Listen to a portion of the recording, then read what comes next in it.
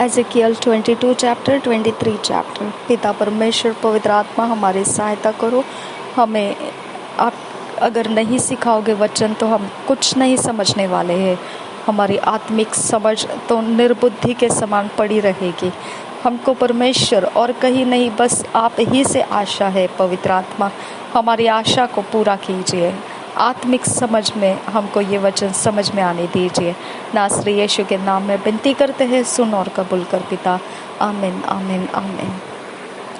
हम पढ़ेंगे chapter 22 Ezekiel और चैप्टर 23 पढ़ेंगे। फिर हम हिंदी में पढ़ेंगे BSI बाइबल में से। अब हम पढ़ रहे किंग्स जेम्स वर्जन में से। Chapter 22 sins of the Jews their dispersion. First verse से Moreover, the word of the Lord came unto me, saying, Now thou son of a man, wilt thou judge the bloody city?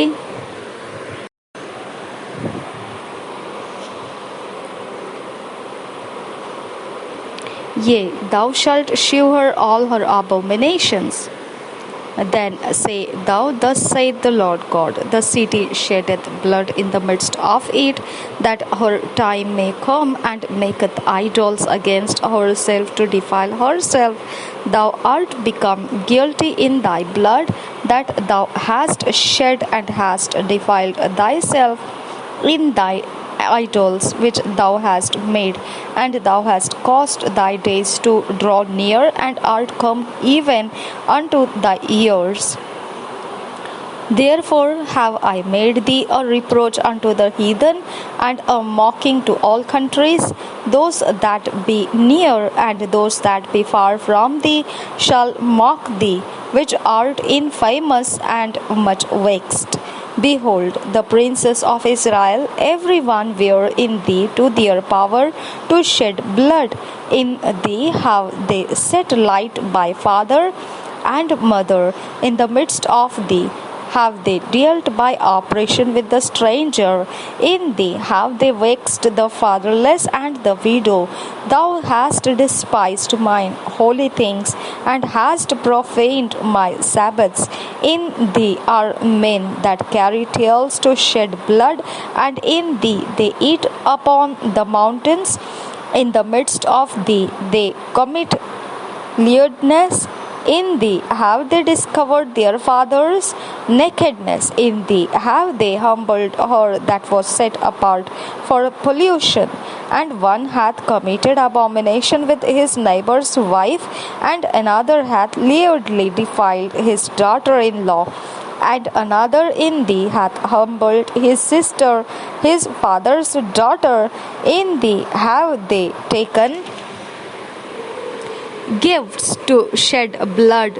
Thou hast taken usury and increase, and thou hast greedily gained of thy neighbors by extortion.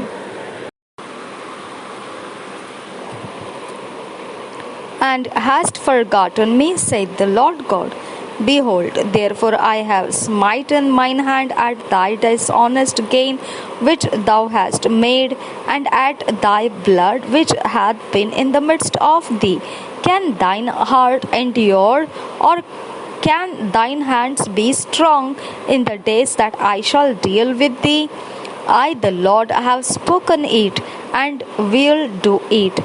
And I will scatter thee among the heathen, and disperse thee in the countries, and will consume thy filthiness out of thee.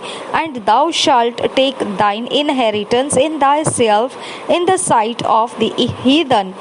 And thou shalt know that I am the Lord. And the word of the Lord came unto me, saying, Son of man, the house of Israel is to me become dross. All they are brass and tin, and iron and lead. In the midst of the furnace they are even the dross of silver. Therefore thus saith the Lord God, because ye are all become dross, behold, therefore I will gather you into the midst of Jerusalem, as they gather silver and brass and iron and lead and tin into the midst of the furnace, to blow the fire upon it, to melt it. So will I gather you in mine anger and in my fury, and I will leave you there and melt you.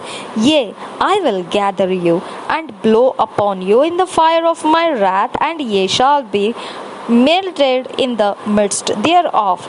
As silver is melted in the midst of the furnace, so shall ye be melted in the midst thereof, and ye shall know that I, the Lord, have poured out my fury upon you.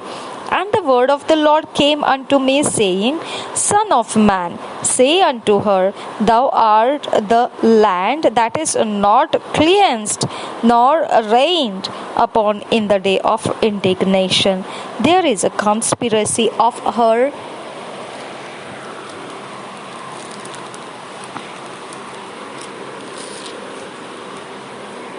prophets in the midst thereof, like a roaring lion ravening the prey. They have devoured souls, they have taken the treasure and precious things, they have made her many widows in the midst thereof. Her priests have violated my law and have profaned mine holy things. They have put no difference between the holy and profane, neither have they shewed difference between the unclean and the clean, and have hid their eyes from my Sabbaths, and I am profaned among them. Her princes in the midst thereof are like wolves, ravening the prey, to shed blood and to destroy souls, to get dishonest gain. And her prophets have daubed them with untempered murder, seeing vanity and divining lies unto them, saying, Thus saith the Lord God, when the Lord hath not spoken. The people of the land have used oppression and exercised robbery, and have vexed the poor and needy.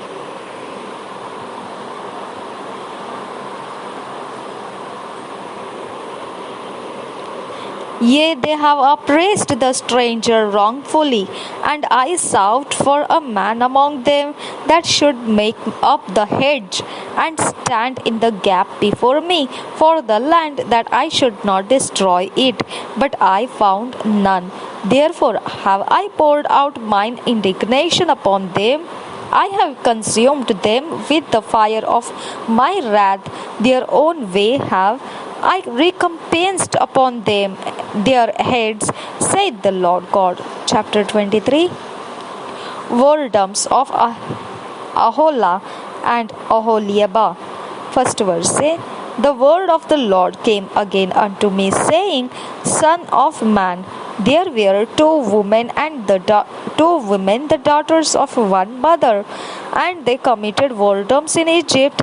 They committed whoredoms in their youth. There were their breasts pressed, and there they bruised the teats of their virginity. And the names of them were Aholah the elder, and Aholiba her sister, and they were mine, and they bare sons and daughters. Thus were their names: Samaria is Aholah, and Jerusalem Aholiba. And Aholah played the harlot when she was mine, and she doted on her lovers, on the Assyrians her neighbors, which were clothed with blue captains and rulers, all of them desirable young men, horsemen riding upon horses. Thus she committed her whoredoms with them, with all them that were the chosen men of Assyria, and with all on whom she doted, with all their idols she defiled herself. Neither left she her whoredoms brought from Egypt, for in her youth they lay with her, and they bruised the breasts of her virginity, and poured their whoredom upon her.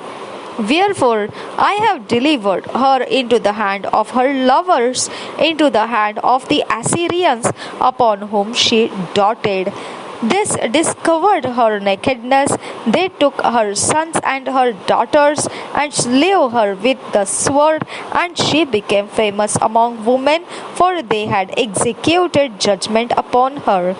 And when her sister Aholibah saw this, she was more corrupt in her more inordinate love than she, and in her whoredoms more than her sister in her whoredoms. She doted upon the Assyrians, her neighbors, captains and rulers, clothed most gorgeously, horsemen riding upon horses, all of them desirable young men. Then I saw that she was defiled, that they took both one way, and that she increased her whoredoms.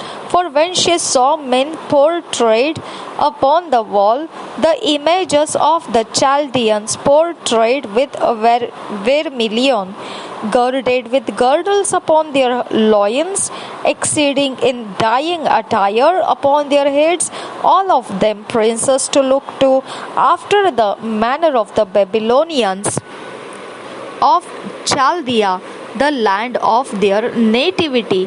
And as soon as she saw them with her eyes, she doted upon them, and sent messengers unto them unto Chaldea. And the Babylonians came to her into the bed of love, and they defiled her with their whoredom, and she was polluted with them, and her mind was alienated from them. So she discovered her whoredoms and discovered her nakedness. Then my mind was alienated from her, like as my mind was alienated from her sister. Yet she multiplied her whoredoms in calling to remembrance the days of her youth, wherein she had played the harlot in the land of Egypt, for she doted upon their paramours, whose flesh is as the flesh of asses, and whose issue is like the issue of horses. Thus thou callest to remembrance the lewdness of thy youth, in bruising thy teats by the Egyptians for the paps of thy youth.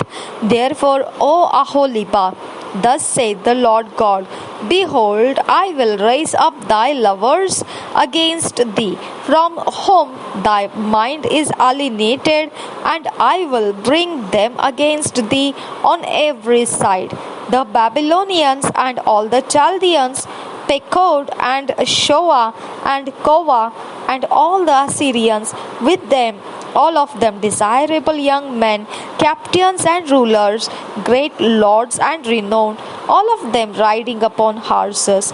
And they shall come against thee with chariots, wagons, and wheels, and with an assembly of people, which shall set against thee buckler and shield and helmet round about. And I will set judgment before them, and they shall judge thee according to their judgments. And I will set my jealousy against thee, and they shall deal furiously with thee.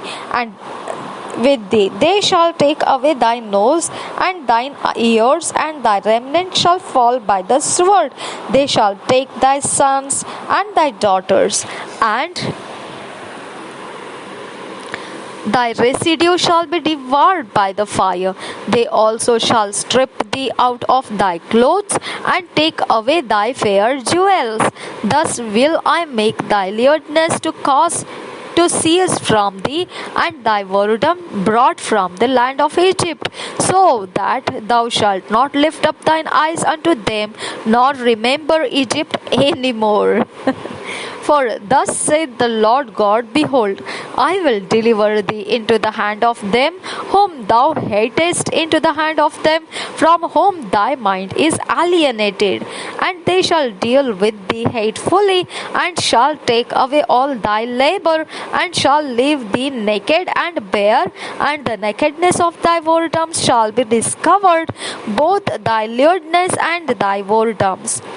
I will do these things unto thee, because thou hast gone a whoring after the heathen, and because thou art polluted with their idols. Thou hast walked in the way of thy sister, therefore will I give her cup into thine hand. Thus saith the Lord God, thou shalt drink of thy sister's cup, deep and large. Thou shalt be laughed to scorn and had in derision. It containeth much. thou shalt be filled with drunkenness and sorrow, with the cup of astonishment and desolation, with the cup of thy sister Samaria. Thou shalt even drink it and suck it out, and thou shalt break the sherds thereof, and pluck of thine own breasts, for I have spoken it, saith the Lord. Therefore, thus saith the Lord God, because thou hast forgotten me and cast me behind thy back, therefore bear thou also thy lewdness and thy whoredoms.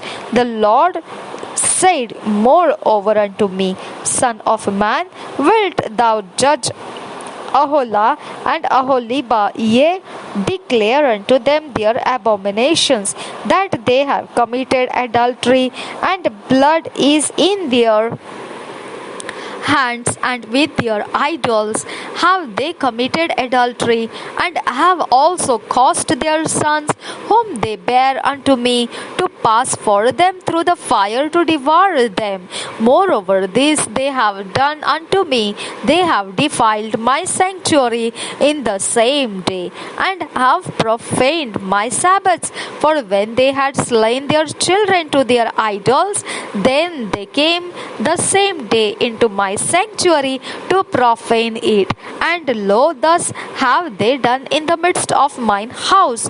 And furthermore, that ye have sent for men to come from far, unto whom a messenger was sent, and lo, they came, for whom thou didst wash thyself, paintest thy eyes, and deckest thyself with ornaments, and sattest upon a stately bed, and a table prepared before it, whereupon thou hast set mine incense and mine oil.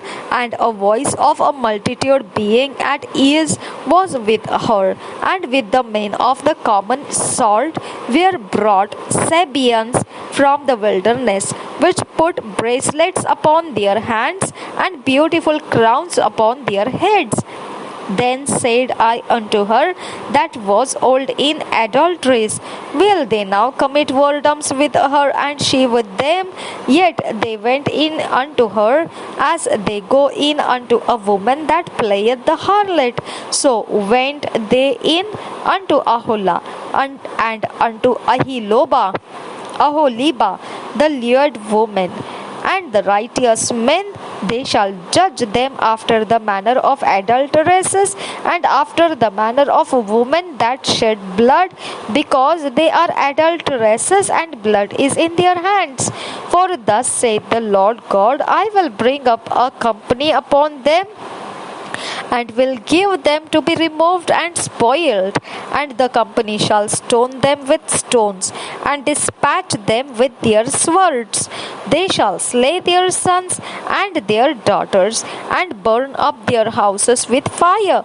Thus will I cause lewdness to cease out of the land, that all women may be taught not to do after your lewdness, and they shall recompense your lewdness upon you, and ye shall bear the sins of your idols, and ye shall know that I am the Lord God. यह हिजकिय्याह की भविष्यवाणी 22-23 अध्याय पढ़ेंगे। 22 अध्याय से शुरू करेंगे। हत्यारा नगर यरूशलेम, पहले वचन से। यहोवा का यह वचन मेरे पास पहुंचा, हे मनुष्य के संतान, क्या तू उस हत्यारे नगर का न्याय न करेगा? क्या तो उसका न्याय न करेगा?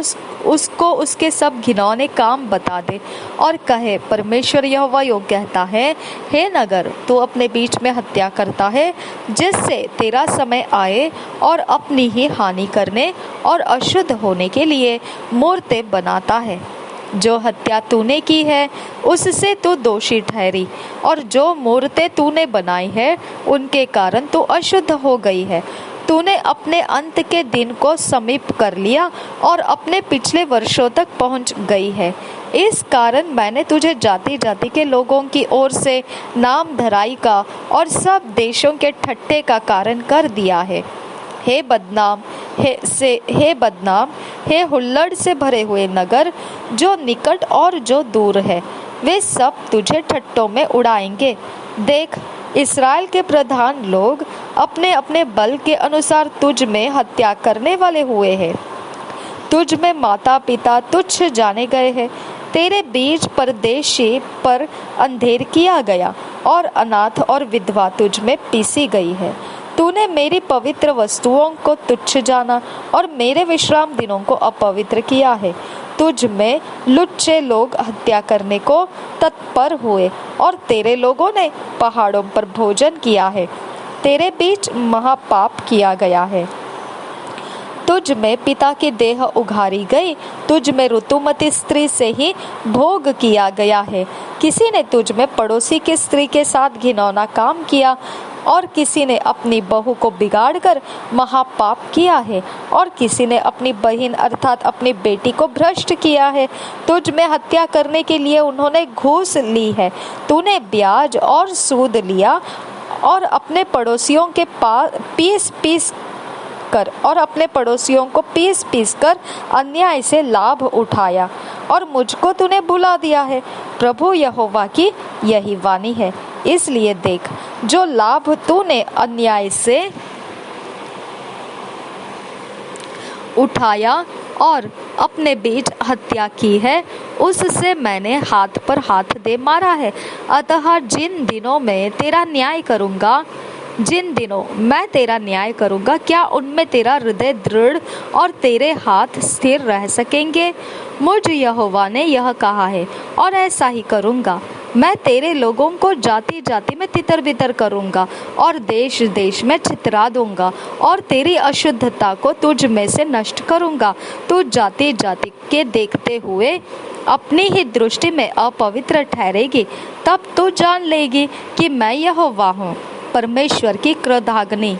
17 वचन से आगे। फिर यहोवा का यह वचन मेरे पास पहुंचा। हे मनुष्य के संतान, इस्राएल का घराना मेरी दृष्टि में धातु का मैल हो गया है। वे सब के सब भट्टी के बीच के पीतल और रांग और लोहे और शीशे के समान रांगे और लोहे और शीशे के समान बन गए। वे चांदी के मैल के समान हो गए हैं। इस कारण प्रभु यहोवा उनसे यो कहता है, इसलिए कि तुम सब के सब धातु के मैल के समान बन गए हो। अतः देखो, मैं तुमको यरूशलेम के भीतर इकट्ठा करने पर हूँ। जैसे लोग चांदी, पीतल, लोहा, शीशा और रांगा इसलिए भट्टी के भीतर बटोर कर रखते हैं कि उन्हें आग लगाकर पिघलाए, वैसे ही मैं तुमको अपने कोप और जलजलाहट से इकट्ठा करके वही रख कर पिघला दूंगा। मैं तुमको वहाँ बटोर कर अपने रोष की आग से फूंकूंगा और तुम उसके बीच पिघलाए जाओगे। जैसे चांदी भट्टी के बीच में पिघलाई जाती है, वैसे ही तुम उसके बीच में पिघलाए जाओगे। तब तुम जान लोगे कि जिसने हम पर अपनी जलजलाहट भड़काई है, वह यहोवा है। इस्राएल के अगुओं के पाप। 23 वचन से आगे। फिर यहोवा का यह वचन मेरे पास पहुंचा। हे मनुष्य के संतान, उस देश से कहे, तू ऐसा देश है जो शुद्ध नहीं हुआ और जलजलाहट के दिन में तुझ पर वर्षा नहीं हुई। तेरे भविष्यद्वक्ताओं ने तुझ में राजद्रोह की गोष्ठी की। उन्होंने गरजने वाले सिंह के समान अहेर पकड़ा और प्राणियों को खा डाला है। वे रखे हुए अनमोल धन को छीन लेते हैं और तुझ में बहुत स्त्रियों को विधवा कर दिया है। उसके याजकों ने मेरी व्यवस्था का अर्थ खींच खांच कर लगाया है और मेरी पवित्र वस्तुओं को अपवित्र किया है। उन्होंने पवित्र अपवित्र का कुछ भेद नहीं माना और न औरों को शुद्ध अशुद्ध का भेद सिखाया है। और वे मेरे विश्राम दिनों के विषय में निश्चिंत रहते हैं, जिससे मैं उनके बीच अपवित्र ठहरता हूँ। उसके प्रधान भेड़ियों के समान आहेर पकड़ते और अन्याय से लाभ उठाने के लिए हत्या करते हैं और प्राण घात करने को तत्पर रहते हैं। उसके भविष्यद्वक्ता उनके लिए कच्चे लेसाई करते हैं। उनका दर्शन पाना मिथ्या है। यहोवा के बिना कुछ कहे भी वे यह कहकर झूठी भावी बताते हैं कि प्रभु यहोवा यूं कहता है, देश के साधारण लोग भी अंधेर करते और पराया धन छीनते हैं। वे दीन दरिद्र को पीसते और न्याय की चिंता छोड़कर परदेशी पर अंधेर करते हैं। मैंने उनमें से ऐसा मनुष्य ढूंढना चाहा जो बाड़े को सुधारे और देश के निमित्त नाके में मेरे सामने ऐसा खड़ा हो कि मुझे उसका नाश न करना पड़े, परंतु ऐसा कोई न मिला।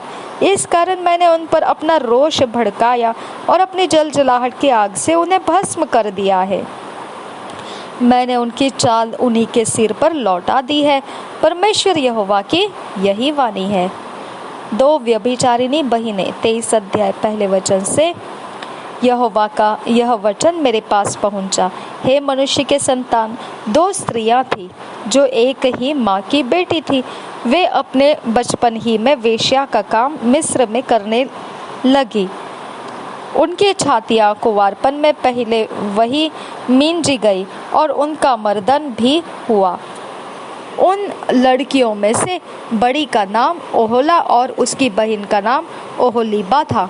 वे मेरी हो गई और उनके पुत्र पुत्रियां उत्पन्न हुई। उनके नामों के अनुसार ओहोला तो शोमरोन और ओहोलीबा यरूशलेम है। ओहोला जब मेरी थी तब ही व्यभिचारिणी होकर अपने मित्रों पर मोहित होने लगी जो उसके पड़ोसी अश्शूरी थे। वे तो सबके सब नीले वस्त्र पहनने वाले मन भावने जवान अधिपति और प्रधान थे और घोड़ों पर सवार थे। इसलिए उसने उन्हीं के साथ व्यभिचार किया जो सबके सब सर्वोत्तम अश्शूरी थे, और जिस किसी पर वह मोहित हुई उसी की मूरतों से वह अशुद्ध हुई। जो व्यभिचार उसने मिस्र में सीखा था उसको भी उसने न छोड़ा, क्योंकि बचपन में मनुष्यों ने उसके साथ कुकर्म किया और उसकी छातियां मींजी और तन मन से उसके साथ व्यभिचार किया गया था। इस कारण मैंने उसको उन्हीं अश्शूरी मित्रों के हाथ कर दिया जिन पर वह मोहित हुई थी। उन्होंने उसको नंगी किया, उसके पुत्र पुत्रियां छीनकर उसको तलवार से घात किया। इस प्रकार उनके हाथ से दंड पाकर वह स्त्रियों में प्रसिद्ध हो गई। उसकी बहन ओहोलीबा ने यह देखा तो भी वह मोहित होकर व्यभिचार करने में अपनी बहन से भी अधिक बढ़ गई। वह अपने अश्शूरी पड़ोसियों पर मोहित होती थी जो सबके सब अति सुंदर वस्त्र पहनने वाले और घोड़ों के सवार मनभावने जवान अधिपति और सब प्रकार के प्रधान थे। तब मैंने देखा कि वह भी अशुद्ध हो गई। उन दोनों बहनों की एक ही चाल थी, परंतु ओहोलीबा अधिक व्यभिचार करती गई। अतः जब उसने दीवार पर सिंदूर से खींचे हुए ऐसे कसदी पुरुषों के चित्र देखे जो कटी में फेंटे बांधे हुए, सिर में छोर लटकती हुई, रंगीली पगड़ियां पहने हुए और सबके सब अपनी कसदी जन्मभूमि अर्थात बेबीलोन के लोगों की रीति पर प्रधानों का रूप धरे हुए थे, तब उनको देखते ही वह उन पर मोहित हुई और उनके पास कसदियों के देश में दूत भेजे। इसलिए बेबीलोन के लोग उसके पास पलंग पर आए और उसके साथ व्यभिचार करके उसे अशुद्ध किया। और जब वह उनसे अशुद्ध हो गई तब उसका मन उनसे फिर गया। तो भी जब वह तन उघाड़ती और व्यभिचार करती गई तब मेरा मन जैसे उसकी बहन से फिर गया था वैसे ही उससे भी फिर गया। इस पर भी वह मिस्र देश के अपने बचपन के दिन स्मरण करके जब वह वेश्या का काम करती थी और अधिक व्यभिचार करती गई और ऐसे मित्रों पर मोहित हुई जिनका अंग गदहों का है सा और वीर्य घोड़ों का सा था, तो इस प्रकार से अपने बचपन के उस समय के महापाप का स्मरण कराती है जब मिस्री लोग तेरी छातियां मींजते थे। छोटी बहन को परमेश्वर का दंड। 22 वचन से आगे, इस कारण हे ओहोलीबा, परमेश्वर यहोवा तुझसे यो कहता है, देख मैं तेरे मित्रों को उभार कर, जिनसे तेरा मन फिर गया, चारों ओर से तेरे विरुद्ध ले आऊंगा, अर्थात बेबीलोन वासियों और सब कसदियों को और पकोद, शो और कोआ के लोगों को और उनके साथ सब अश्शूरियों को लाऊंगा, जो सबके सब घोड़ों के सवार, मनभावने जवान, अधिपति और कई प्रकार के प्रतिनिधि, प्रधान और नामी पुरुष हैं। वे लोग हथियार, रथ, छकड़े और देश देश के लोगों का दल लिए हुए तुझ पर बड़ा चढ़ाई करेंगे और ढाल और फरी और टोप धारण किए हुए तेरे विरुद्ध चारों ओर पांति बांधेंगे। और मैं उन्हीं के हाथ न्याय का काम सौंपूंगा और वे अपने अपने नियम के अनुसार तेरा न्याय करेंगे। मैं तुझ पर जलूंगा, जिससे वे जलजलाहट के साथ तुझसे बर्ताव करेंगे। वे तेरी नाक और कान काट लेंगे और तेरा जो भी बचा रहेगा वह तलवार से मारा जाएगा। वे तेरे पुत्र पुत्रियों को छीन ले जाएंगे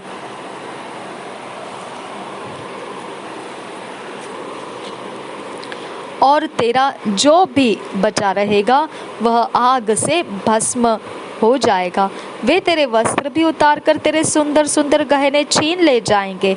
इस रीति से मैं तेरा महापाप और जो वेश्या का काम तूने मिस्र देश में सीखा था उसे भी तुझसे छुड़ाऊंगा, यहाँ तक कि तू अपनी आंख उनकी ओर न लगाएगी और न मिस्र देश की को फिर स्मरण करेगी। क्योंकि प्रभु यहोवा तुझसे यूं कहता है, देख मैं तुझे उनके हाथ सौंपूंगा जिनसे तू बैर रखती है और जिनसे तेरा मन फिर गया है, और वे तुझसे बैर के साथ बर्ताव करेंगे और तेरी सारी कमाई को उठा लेंगे और तुझे नंगा करके छोड़ देंगे, और तेरे तन के उघाड़े जाने से तेरा व्यभिचार और महापाप प्रकट हो जाएगा। ये काम तुझसे इस कारण किए जाएंगे क्योंकि तू अन्य जातियों के पीछे व्यभिचारिणी के समान हो गई।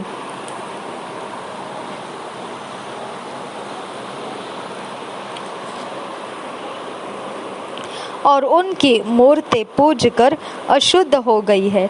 तू अपनी बहन की लीक पर चली है, इस कारण मैं तेरे हाथ में उसका सा कटोरा दूंगा। प्रभु यहोवा यूं कहता है, अपनी बहन के कटोरे से तुझे पीना पड़ेगा जो गहरा और चौड़ा है। तू हंसी और ठट्टों में उड़ाई जाएगी क्योंकि उस कटोरे में बहुत कुछ समाता है। तू मतवालेपन और दुख से छक जाएगी। तू अपनी बहन शोमरोन के कटोरे को अर्थात विस्मय और उजाड़ को पीकर छक जाएगी। उसमें से तू गार गार कर पिएगी और उसके ठिकरों को भी चबाएगी और अपनी छातियाँ घायल करेगी, क्योंकि मैं ही ने ऐसा कहा है। प्रभु यहोवा की यही वाणी है, तूने जो मुझे भुला दिया है और अपना मुंह मुझ से मोड़ लिया है, इसलिए तो आप ही अपने महापाप और व्यभिचार का भार उठा। परमेश्वर यहोवा का यही वचन है। दोनों बहनों को परमेश्वर का दंड। यहोवा 36 वचन से आगे, यहोवा ने मुझसे कहा, हे मनुष्य के संतान, क्या तू ओहोला और ओहोलीबा का न्याय करेगा? तो फिर उसके घिनौने काम उन्हें जता दे, क्योंकि उन्होंने व्यभिचार किया है और उनके हाथों में खून लगा है। उन्होंने अपनी मूर्तों के साथ व्यभिचार किया और अपने बच्चों को जो मुझसे उत्पन्न हुए थे उन मूर्तों के आगे भस्म होने के लिए चढ़ाए हैं। फिर उन्होंने मुझसे ऐसा बर्ताव भी किया कि उसी के साथ मेरे पवित्र स्थान को भी अशुद्ध किया और मेरे विश्राम दिनों को अपवित्र किया है। वे अपने बच्चों को अपनी मूर्तों के सामने बलि चढ़ाकर उसी दिन मेरा पवित्र स्थान अपवित्र करने को उसमें घुसी। देख, उन्होंने इस भांति का काम मेरे भवन के भीतर किया है। उन्होंने दूर से पुरुषों को बुलवा भेजा और वे चले भी आए। उनके लिए तू नहीं तू नहा धो, आंखों में अंजन लगा, गहने पहनकर सुंदर पलंग पर बैठी रही, और तेरे सामने एक मेज बिछी हुई थी जिस पर तूने मेरा धूप और मेरा तेल रखा था। तब उसके साथ निश्चिंत लोगों की भीड़ का कोलाहल सुनाई पड़ा, और उन साधारण लोगों के पास जंगल से बुलाए हुए पियक्कड़ लोग भी थे। उन्होंने उन दोनों बहनों के हाथों में चूड़ियां पहनाई और उनके सिरों पर शोभायमान मुकुट रखे। तब जो व्यभिचार करते करते बुढ़िया हो गई थी, उसके विषय मैं बोल उठा, अब तो वे उसी के साथ व्यभिचार करेंगे, क्योंकि वे उसके पास ऐसे गए जैसे लोग वेश्या के पास जाते हैं। वैसे ही वे ओहोला और ओहोलीबा नामक महापापिन स्त्रियों के पास गए। अतः धर्मी लोग व्यभिचारिणियों और हत्यारों के योग्य उसका न्याय करें, क्योंकि वे व्यभिचारिणी हैं और उनके हाथों में खून लगा है। इस कारण परमेश्वर यहोवा योग कहता है, मैं एक भीड़ से उन पर चढ़ाई कराकर उन्हें ऐसा करूंगा कि वे मारी मारी फिरेगी और लूटी जाएंगी। उस भीड़ के लोग उन पर पथराव करके उन्हें अपनी तलवारों से काट डालेंगे। तब वे उनके पुत्र पुत्रियों को घात करके उनके घर भी आग लगाकर फूंक देंगे। इस प्रकार मैं महापाप को देश में से दूर करूंगा, और सब स्त्रियां शिक्षा पाकर तुम्हारा सा महापाप करने से बची रहेंगी। तुम्हारा महापाप तुम्हारे ही सिर पड़ेगा, और तुम निश्चय अपनी मूर्तों की पूजा के पापों का भार उठाओगे, और तब तुम जान लोगे कि मैं परमेश्वर यहोवा हूँ। Thank you Jesus. पवित्र आत्मा हमें इन वचनों में फिट एंड फिक्स कर ईश्वरीय रचना डिवाइन ऑर्डरलीनेस में लेकर आ। नासरी यीशु के नाम में विनती करते हैं, सुन और कबूल कर मेरे पिता। आमीन आमीन आमीन। 2 years बाइबल रीडिंग प्लान, 2 साल का Bible reading plan. John 13 chapter 12 verse से 20 वर्स। 1 chronicles 20 chapter. यूहन्ना रचित सुसमाचार 13 अध्याय का 12 वचन से 20 वचन। पहले इतिहास की पुस्तक 20 अध्याय।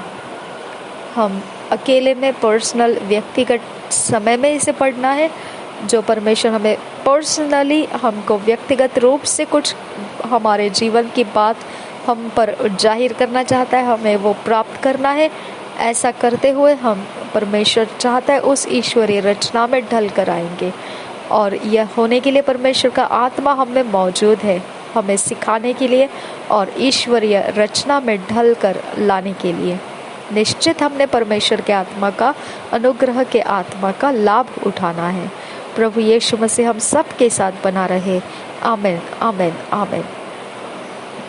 Thank you father God. धन्यवाद करते हैं पवित्र आत्मा हमारे लिए। परमेश्वर हम विनती करते हैं, हमें फिट एंड फिक्स कर वचनों के अंदर से ईश्वरीय रचना डिवाइन ऑर्डरलीनेस में हमको लेकर आ। नासरी यीशु के नाम में विनती करते हैं, सुन और कबूल कर मेरे पिता। आमीन आमीन आमीन।